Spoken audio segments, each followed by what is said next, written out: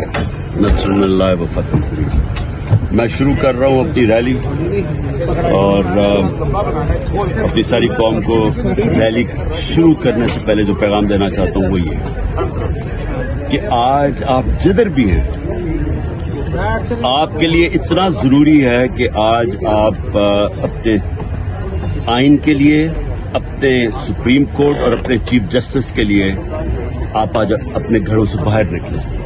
और मैं फिर से ही आपको पैगाम इसलिए दे रहा हूं और 5:30 बजे आपने निकलना है।